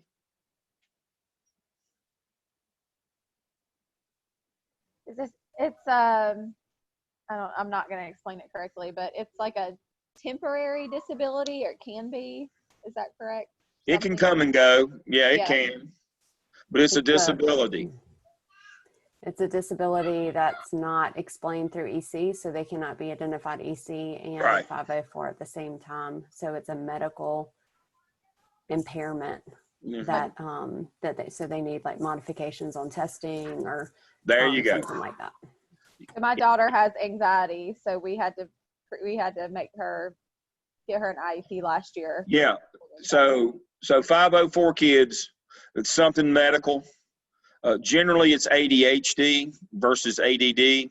Let me quickly do that. Attention deficit disorder, ADD, is diagnosed by a psychologist, a PhD. ADHD, attention deficit hypertension disorder, hyperactivity disorder, is a medical doctor, MD designation. And that one will get you a 504 plan. ADD might get you one, but ADHD will get you one. Will get you a 504 plan. And generally what we're speaking about is testing modifications. Additional time for different tests of different sorts. And so you got to know who in your building has got and see, now they're not going to be in special classes. They're going to be walking around. They look like just any other student in your building. But you have to know who has an accommodation plan, a 504 plan, because it kicks in at testing time. Now, it doesn't just kick in at state testing time. It kicks in at all testing time. And so you have to make sure that teachers are aware of that, and you have to have somebody. Thankfully, when I was a high school principal, I had a special POPS coordinator, and that was part of her job's responsibility, is to make sure that everybody's testing accommodations were being done, for additional time for testing. but now Mallory is correct. 504 can come and go. It can show up in middle school or junior high or high school. Generally, we've identified kids in elementary school that have performance-based or that qualify because of the gap between their performance and their ability. EC, we identify most EC kids in elementary school. Now, that doesn't mean we don't have intervention teams at high school and middle school, junior high, but most of those get identified, and we have special services. 504, that can kick in anytime. That because they didn't have one last year doesn't mean they can't have one this year. We have a lot of kids, especially kids who move into our early adolescence or puberty, that all of a sudden do meet the criteria to qualify. But again, generally speaking, the most that you will be tasked with is dealing with ADD and ADHD, and you have to know that there's a difference in those two, and what those plans would look like based on those designations. Those plans don't look. There's not a one size fits all plan. ADHD gives you limits the accommodation. ADHD gives you full accommodation. And so you need to know if they've got ADHD or ADD. You need to read the paperwork, or you need to have somebody that you trust reading that paperwork to know what their accommodations are going to be. And again, they have an IEP that spells those accommodations out. But one of the things that you have to, again, it's about identification. You have to make sure your team understands the difference between ADD and ADHD, that they don't give full accommodations, to everybody, that the ADD kids get less. You got to understand that. Again, you have to be worried about over-identification based on the diagnosis that they bring to you. Now, just like AIG, there is some debate and there are some differentiations with identification for AIG and for 504. Some districts still employ psychologists, some don't, some do contract work. And so the question becomes, what if a kid and a parent shows up with a plan that your school psychologist didn't use, did not, with testing that they didn't do? What if they went to a private source? How does that affect the identification? Lisa, you want to weigh in on that one? So you still have to honor it because they're coming to you with a concern. So oftentimes private psychologists do the psychoeducational testing, but they might not do the hearing or the vision. So you'll still have to do an initial evaluation, consent to evaluate, and make sure that you meet all of the criteria for whatever disability that you're looking at, and then running interventions concurrently, because you're still going to have and show, especially if you're showing specific learning disability, that they are resistant to interventions. And then with OHI, resistant to behavior and academic interventions. So the bottom line is when somebody shows up with a private diagnosis, you don't give them full. You have to do additional testing and diagnosis yourself. That does not alleviate you from doing that. That's where you get caught on that one. Is they show up with a private designation from a psychologist, a PhD, or an MD, and you just assume that you're supposed to give them everything. But if it comes from a private source, if it didn't come from the school district's psychologist, you are required to do additional testing. And if it came from a psychologist rather than an MD, they did not do any medical screening with it, like hearing and vision. You got to know the rules of the road here. But again, you run the risk, you're damned if you do and damned if you don't. If you give them too little, you get sued. But if you give them too much and over-identify, you don't have enough resources, and then the people that got shorted on the resources sue you. And so you got to find that sweet spot. Is this long-winded argument tonight is you got to find that sweet spot where you're giving them enough, but you're not over-identifying. You're giving them what they qualify for, because that's all you get money to cover. And the only way you can do that is if you're involved on a regular basis and you know what you've got, what programs you've got, and what they're supposed to get, and what the qualifications for identification are. You've got to know all those things. So you can't just say, I've got a CT or I've got an EC department chair. They can handle that stuff. No. You've got to be intimately involved so that you can provide the services and build a master schedule that's legal, that covers everything that you need to cover with these federal programs. And that is difficult. I'm not telling you it's easy. It is very difficult to do that, but that's the only way that you're going to build a master schedule that truly serves your school. And that's where you're going to take the hit, is on your master schedule. All right. So we've covered everything up to, where are we? I'm 3 minutes early. Look at that. 3 minutes early. All right. Our last segment tonight is on intervention teams. And boy, I'm going to tell you what, if I had hair, it'd fall out over intervention. It's the craziest thing I've ever seen. In my 42 years in the business, it's the craziest thing I've ever seen in the school business is the intervention. Everybody has a different idea. Everybody does it differently. Everybody does different. It varies even from room to room in schools on intervention. Not only does it vary from school to school and district to district, it varies room to room.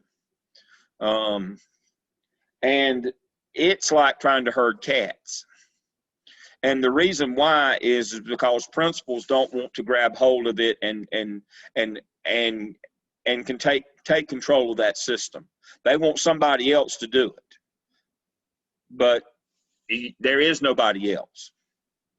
Your intervention team at your school, whether you call it your CARES team or IST or, just going around the screen. What do you call your intervention team at your schools? Jamie, what's yours called?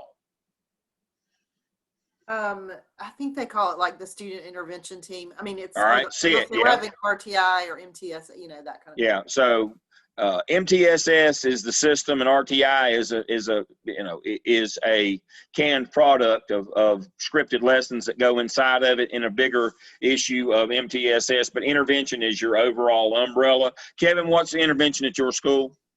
Same. School intervention. Anybody have something other than school intervention or CARES team? IST, instructional support team. All right. Regardless of what you call it, it's your intervention program at your school. And basically what it is it speaks to up to 90 days prior to the official 90 days once a kid is referred for EC. All right, so previous to intervention teams, what we had in schools was teachers would refer a kid for EC testing. Now, they didn't test him the next day. If he did, the principal got fired. And we had, in 2011, we had 14 elementary principals get fired right before school started because they were not observing the 90 days. African-American males, they were testing them the next day after they referred rather than doing the 90 days. It's federally mandated. But that's another story. But anyway, so a teacher turns in a referral on a kid for EC testing. This kid is experiencing academic or behavior difficulty or both. We start from there. That's day one. And then we have a 90-day process. Intervention speaks to up to 90 days prior to that 90-day process. So let me quickly outline the 90-day process. If we got to that referral to the EC team for EC for testing, the first 30 days would be anecdotal. So we'd collect information on the kid, and then we'd do our first level intervention for 30 days, and then we would assess its effectiveness, and we'd either do more of it for the next 30 days or we'd try a second intervention. And at the end of 90 days, we'd make a decision whether to test that kid or not for exceptional children. Now, that's the federally mandated process, 30, 30, 30. but, anecdotals, information gathering, 30 days of your first intervention, 30 days of more intervention 2, we'll call it. Now, multi-tiered system of support, or the intervention system, now seeks to back up 90 days in front of that and put in different tiers or levels at 30 days each in order to decrease the number of kids that are referred for, to go into the EC testing process. So what we found is just telling people don't refer everybody, or we're looking again at that percentage that place. But we still got, but teachers said, but we still got kids that are not doing well academically or behavior wise. What are we going to do? Well, so rather than refer them, which puts them in that 90-day process where we make a decision to test at the end or not, we're doing up to 90 days before. Now, this is a completely individual school decision. Now, the state of North Carolina mandated that we eventually we fully vest in the full 90 days. Unfortunately, COVID came along, and some school districts and some schools haven't got to the full 90 yet. But the goal, with absent COVID, this past summer, we were supposed to all be fully vested in a full 90 before the EC 90 for a total of 180 days. I know some schools didn't get past 30. And then some were stuck at 60 and some are already at 90. But you do an intervention plan to try to prevent all these referrals to EC. That's what it's about. We call it the multi-tier system of support. I've got a document under tonight that basically outlines a traditional 90 days, what it is involved in. One of the things we need to make sure that we understand is RTI, response to intervention, is one of the strategies we use inside of MTSS. It is not MTSS. It is our first strategy. We use it to identify what kids are, where they're having problems, and we target scripted lessons to them. That's on our first level is RTI. Now, some districts bought the entire package that came with the scripted lessons. I know in Goldsboro initially, especially at the secondary level, they did not buy the scripted lessons and were trying to develop and write those on their own to save money. But the whole notion behind RTI is that we identify every kid. We do this with every kid, and we determine or we assess where they're falling short academically, and then we group them in flexible grouping, and then we give them targeted lessons that target what they're missing in their learning. Now we can't use the R word, remedial. That's a dirty word now. We can't use the R word. So we use RTI, response to intervention, which is the old remedial. This is what it is. We remediate these kids as we go. We don't wait until they fail. We remediate them before they fail. But again, we can't use the R word. That's like, the other R word was retarded. Now we can't use, now it's remedial. They unfortunately, the connotation for each of those. So we call it response to intervention, where we do that. Now, can anybody see what potentially might be a problem with RTI in the actual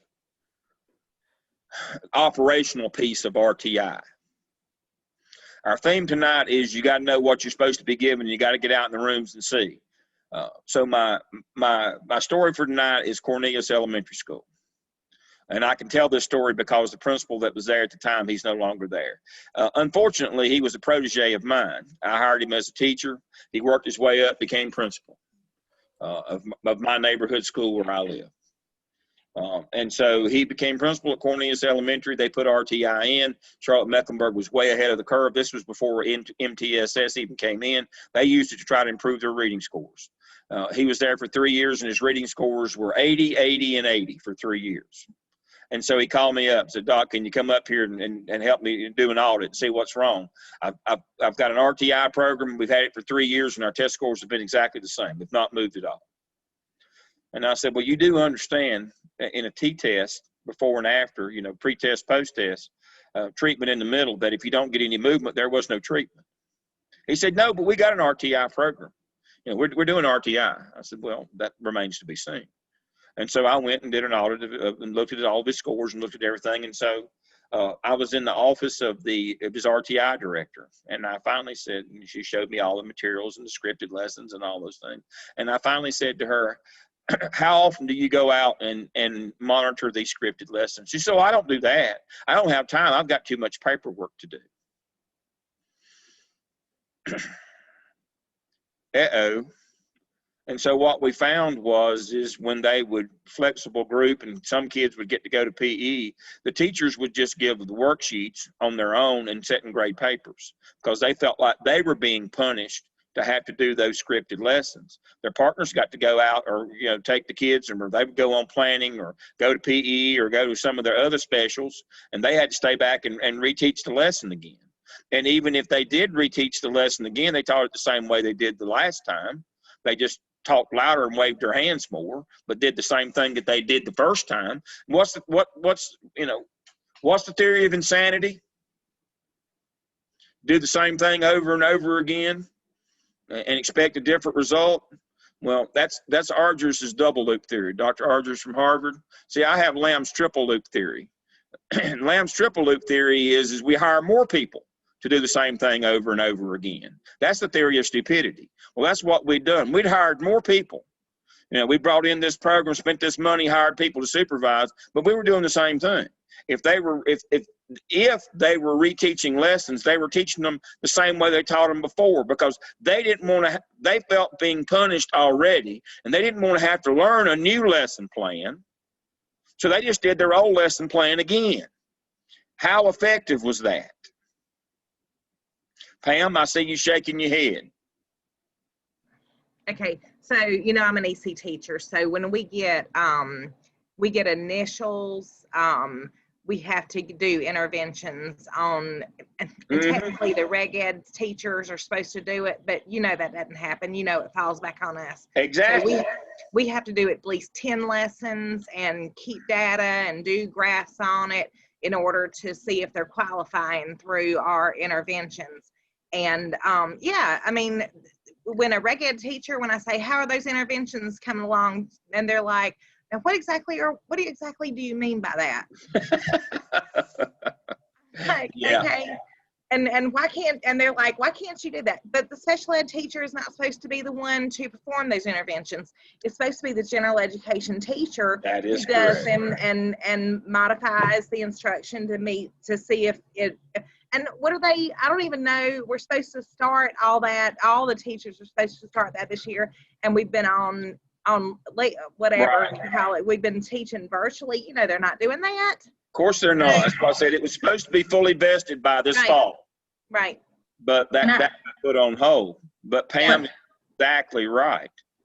If you don't go monitor those teachers, those reg ed teachers, I don't care what you call it or what you paid for it or how many people you hired to help you with it. If you don't go monitor those scripted lessons, those remedial lessons, those intervention lessons, you know, we usually refer to them as RTI lessons. If you don't go, if they do a lesson, they'll just do the same lesson they did before. I mean, like I try to explain to them, like when I have my math aid kids in the study skills class, I try to let them know how I provide differentiated instruction on the same thing she's teaching in class. I just present it in a different way. Exactly. And my principal's on me right now to make concrete lesson plans for my math 8 study skills class, but you don't know. I mean, I go over the homework with them and I don't know what they're actually struggling with until we get in the class and they're like, now what do you mean by distributive property? So I pull a worksheet from math aids and I go through it with them. They're like, oh, okay, we didn't realize that's what that was. But you can't make plans for study skills math until you figure out what they're needing, and you need to address it right then. So it's very impromptu. So I'm like, Well, you heard Dr. Mels and I say, you folks have such a leg up on us as administrator because you're all instructional experts and you know how to differentiate. You know, I only know one thing about instruction, and that's assessment drives instruction. And if it doesn't, you're not meeting the needs of your kids. Right, Assessment and that's what drives we're doing. instruction. That's what we're doing. When we're providing these interventions and getting the data points, I mean, that's where you make your decisions from. And if you're not testing them, then you don't know where they are. And that's what RTI is. It's a system that assesses kids where they are, and then it has a scripted lesson that goes, if you got 24 kids in your room, these 6 are having this problem, these six, it scripts a lesson to go back. But it can't be the same lesson that you did the first time for a whole group, for everybody. And that's what teachers tend to do. They don't understand how to differentiate, how to teach the same thing a different way. And that is the heart of your intervention program. Again, you got to get out in the rooms. You got to get out and assess. If they don't differentiate those lessons, you're just doing the same thing over and over again. And your reading scores will stay at 80 or 60 or 40, wherever they are, or whatever the scores that you're looking at. If you do the same thing you always did, you get what you always got. So the key to all of these things that we've talked about tonight, and I thank you for being patient through this rant tonight. The key to it is you got to know instruction. You got to know how to monitor instruction. You got to know what programs you have. You got to know how they're funded. You got to know what you're supposed to deliver. And the key to that is being who you people are as instructional experts and getting out in the rooms and knowing what's going on. Dr. Lamb, can I say something real quick? Yes, ma'am, Tiffany. I know with Forsyth County, I know at the elementary level, we have an MTSS coordinator at the school as a site leader. Right. And we've been doing interventions, and it's been the teachers doing the interventions at our school now for the past 2 weeks. Mm-hmm. And that has been, to me, the new way that our county has been pushing out these interventions has helped a lot, because they said North Carolina's done with the 15-point system. And the fact that now we're focusing on that core, like 80% of your kids should be moving and progressing. Right. Putting it back on the teachers is causing things to be happening with fidelity. Like Pam said, if the teachers are disconnected from it, the child isn't going to move, because that child is in your classroom and you don't know what is happening to move that child. So I know at my school, it has been overhauled, and I see the difference when you do have things in place and everybody is a key player in these interventions with the kids. That's right. They're all special ed. They all need an individual plan. We need to assess every one of them as an individual. That's the whole heart of the intervention program, is that we look at every child's growth. We look at every child's success. Teachers put those intervention lessons in. They go back and reteach and do it differently, but they're interested in moving every child. We don't teach math, we teach children. And that's what Tiffany's talking about. The focus then becomes on kids rather than content. And that's what you folks, you're expert at that. You're expert at delivery, differentiating instruction. It's immaterial. I know Steve said to you when first night, it's immaterial. You can't know every part of every curriculum, because you might be an English teacher or a math teacher at your core, but you understand instruction, and you understand differentiation, and you understand reteaching and differentiating that lesson from the first way that you did it. You also understand that that you get what if you do what you always did, you get what you got. What you always got. That if you want, you've got to get teacher buy-in to teach these re-scripted lessons. And that's the heart of this thing, is you got to go down and monitor and work with them. If you just got an MTSS coordinator and all they do is check the timesheets and never go to the room, and you never go check on those scripted lessons, or when you go in and do walkthroughs, you don't know that that's what they're doing because it looks like everything else they were doing before. You got to know when that scripted lesson is. And so you can check to make sure that that's different than the original lesson when they were taught the first time, that this is a re-scripted lesson. that we're doing intervention now. You got to know when those are happening. I mean, I know Ray was in the rooms, but he couldn't differentiate between what they were doing then and what they were doing with their groups, other than the groups look different. But you got to know the content of what they're doing when you're doing intervention. So now you said, well, Dale, we talked about federal programs tonight, but is intervention a federal program? Once a child starts that program, they have the same rights as an intervention kid. But what's important about intervention is this. Intervention is what's known as a school-based committee, an SBC. And what that means is the principal's responsible. School-based committees, the principal is responsible. If it goes bad, it's on you. There's no EC coordinator. There's no compliance technician. There's no EC department chair. There's no ESL. If it goes bad, if your intervention is not working or is not meeting the needs or is out of compliance, if your intervention program does not do the things that it said to do, that comes back on you solely as principal of the building, because it is a school-based committee. So we have to lump it in with EC because it feeds into that, and you get many of the rights that you have as a child, that when they're referred, you have those same rights to that MTSS program, and many of the same metrics apply, and you have to know that. So of all the things that I've talked about tonight, there is no buffer between you and bad things. The one thing that I've talked about tonight that is an SBC is an intervention team. It's solely the responsibility of the school principal, solely. There is that MTSS person is that they will not slow the wolf from your door if things go bad. You got to understand that. It's a school-based committee. It belongs to the principal, for good or for bad. I see my time is up. I want to entertain questions that you have tonight. Y'all don't talk enough. I know that but of course I just run right over top of you, but we'll be okay. One more week of this, I promise, and then y'all get to talk all you want on case studies. Questions you have tonight about any of the federal things, the special populations programs, they are by far the most legal.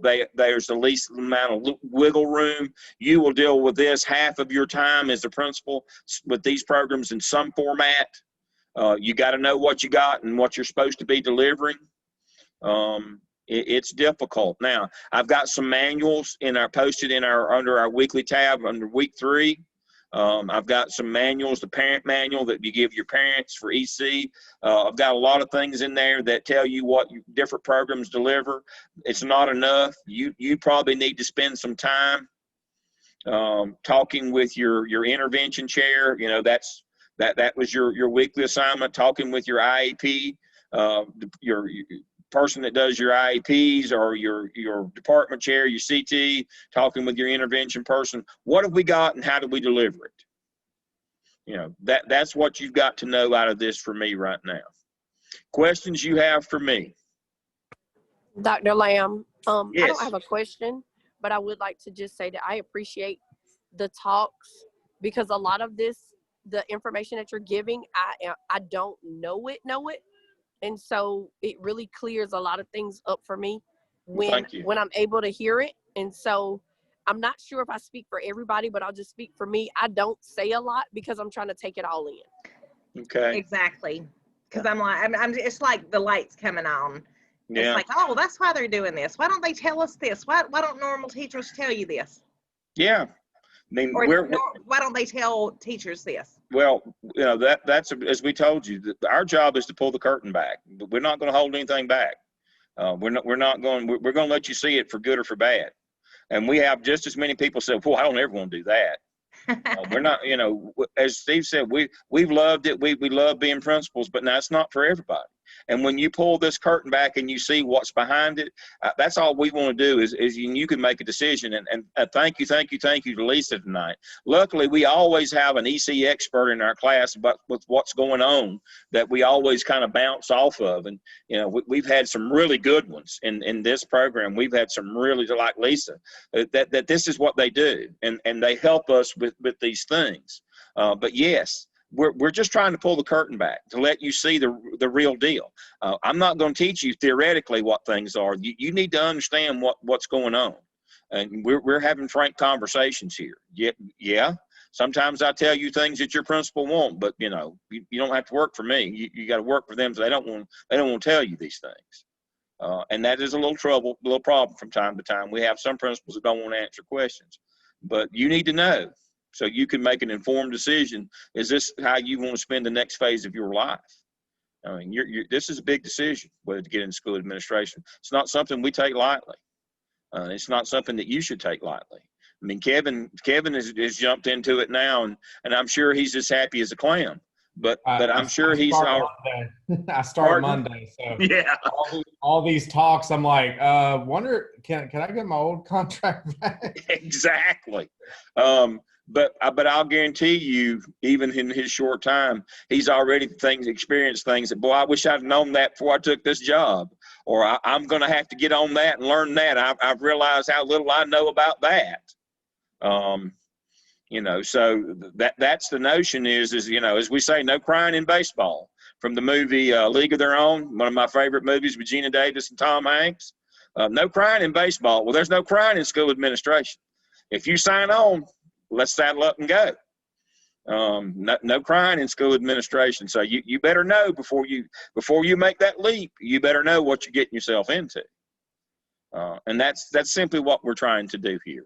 You know, it's kind of a crash course, but we're kind of cutting away a lot of the fluff to this is how it works. So I appreciate that. Thank you, Bianca. And I hope that we're not boring you too much. But next week, we're going to talk about discipline and due process. And that's going to be the other half of your day. EC is going to be half of your day, and special POPs programs and discipline and due process is going to be the other half. And so we saved the best for last. So that's what we're going to cover next week. Anybody have anything for the good of the group? Dr. Laws, would you like to give the benediction tonight?